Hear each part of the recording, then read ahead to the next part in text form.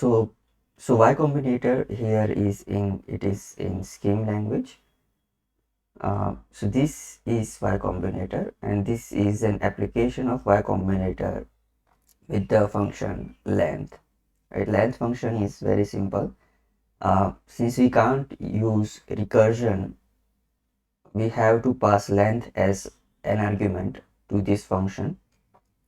So the actual function is this one, but it needs to refer to itself. So that's where this one more function comes into the picture, right? So length function takes x. If x is null, it returns 0. Otherwise, it calls itself recursively, right? On the CUDA, on the rest of the x, and adds 1 to the result. And the magic is here, we are passing this function to y, right, which returns a function which can be applied to a normal argument. Here it is 1, 2, 3, right? So if you see, when I execute this, the result is actually 3 as expected. And if I pass 1, 2, 3, 4, it should be 4. And if I pass null list, it should be 0. Alright, so how does it work? So here I have copy pasted it, the whole thing, but I will modify the syntax here. So let's look at this particular region, right? Even within that, let's look at this particular region. So this is a value, okay? I don't know where it ends, but it is a value wherever it ends, right? So what is that value? And that value I'm going to write here lambda f, and then it applies r. Now r here, it has no meaning in this context, right? Because r is undefined, but it is coming from the outer context. Like whenever you are going to call y, it will have an argument, and we will have a reference to that object here. So at the moment it has no meaning. So we will be applying r,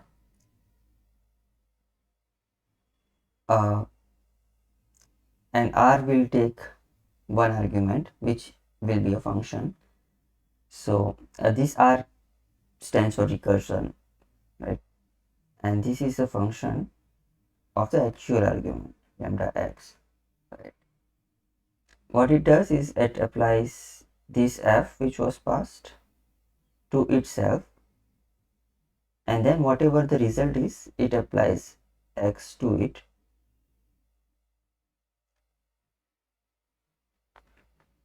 Okay, let me rewrite this with some different color.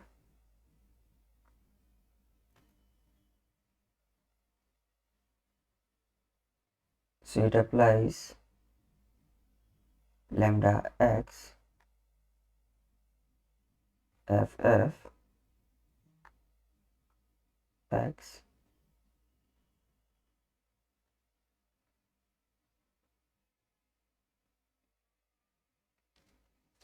great. Now let's look at the r. What will be the r? So again, this is like not in the scheme language. I'm just giving symbols some names for their interpretation, so that it is easier to understand, right? So whenever I will be calling r will be something like this, okay?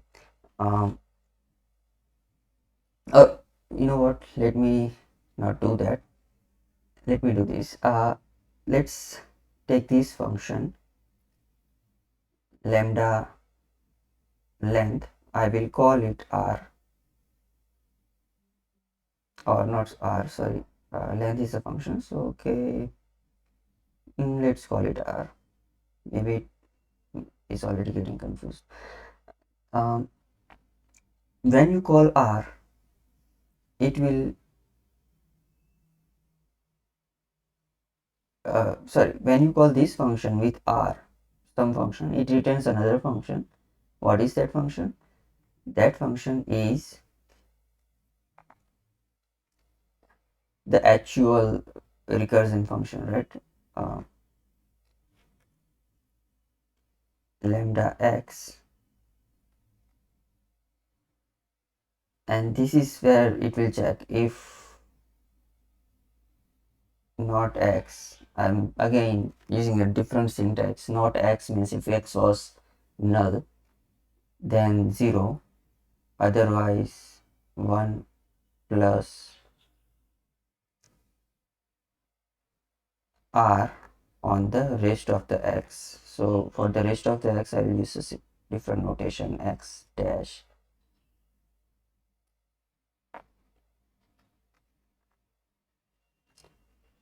Right. Okay. And I think, yes, that is it. We will be calling y function here, right?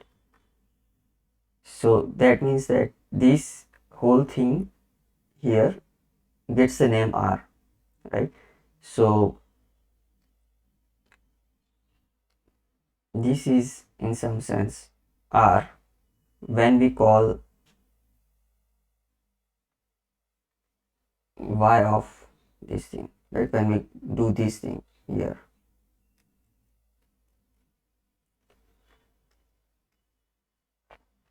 So let's see what is the value of this thing. It has to be a function because we are applying it. So now let's come back to y, because we are passing this thing to y. So what does y do? Y first takes the function r and it just saves a pointer to it, right? So in some sense we have a pointer to this whole box. Now there are two r's here. One r is this thing itself is called r, and then we have some other r that is shadowing it. So this r here is shadowing this r here. Okay. um, Maybe I should have said something different here, but I think it's okay. Right. So let's see now what we are doing. Y of r is an application of this function. Now this function itself is interesting function uh, with the argument of this, right? So let's see, I have a function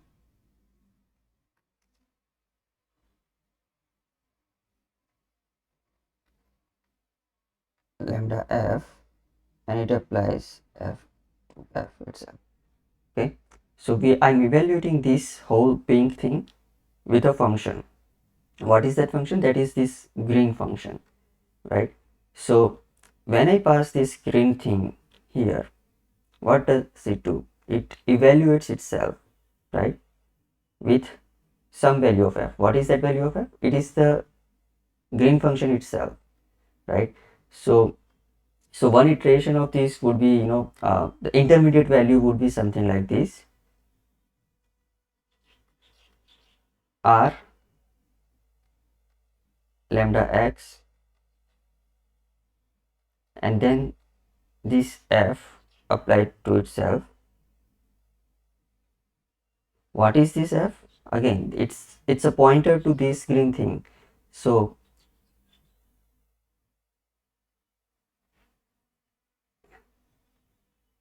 and this is also the same thing. Okay, so but we are not evaluating this thing at the moment, right? Because it is inside some different function lambda x.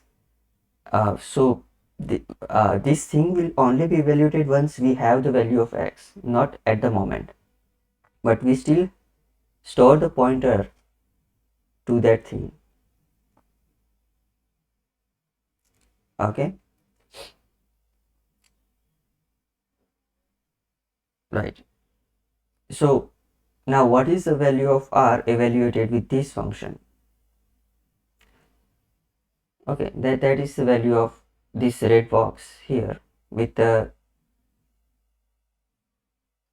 r being replaced with this pink thing, right? Did that make sense? Probably not. Let's see. Lambda x, if not x, 0, else 1 plus, here we are calling this function here, this ping function, right? So I can just as may replace it here, lambda x ff of x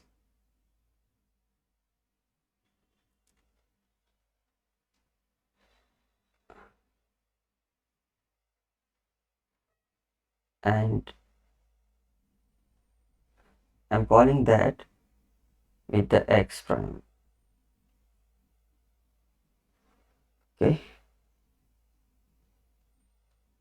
so again, whatever references this had, this is the same thing, right? I just rewrote it for simplicity.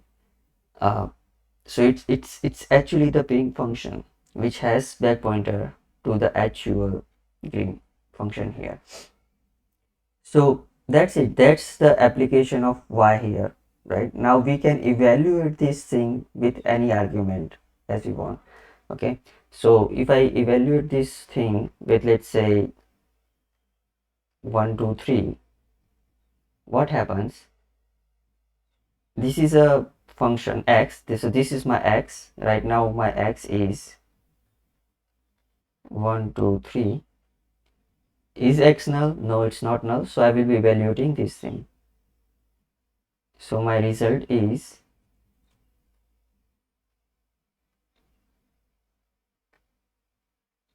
1 plus whatever I have here.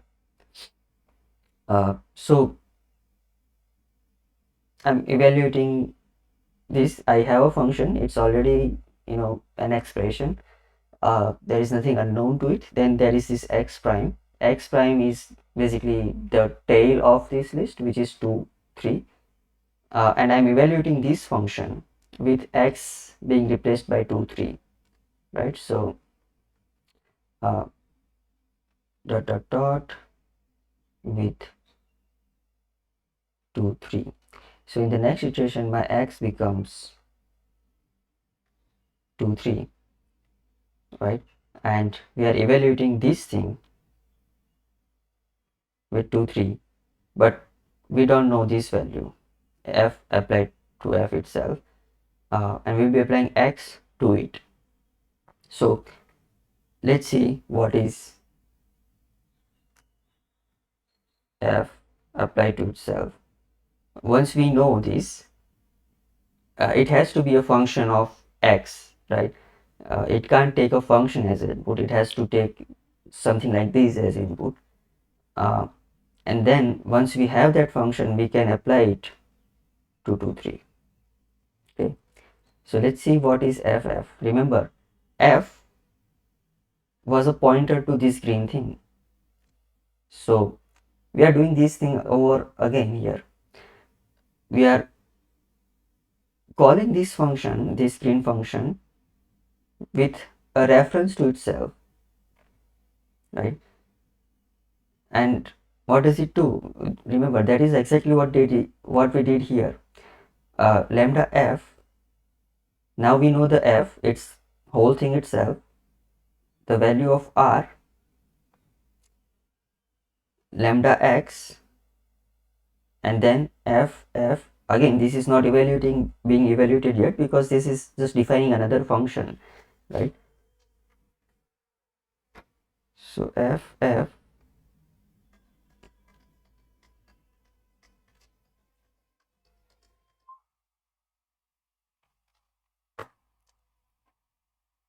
and then it will be called with x. This is not important now. All that is important is that we have again a new reference f here which points to itself, right? So this is the intermediate value again, it's r lambda f, and we evaluate r. We know the r was this blue box.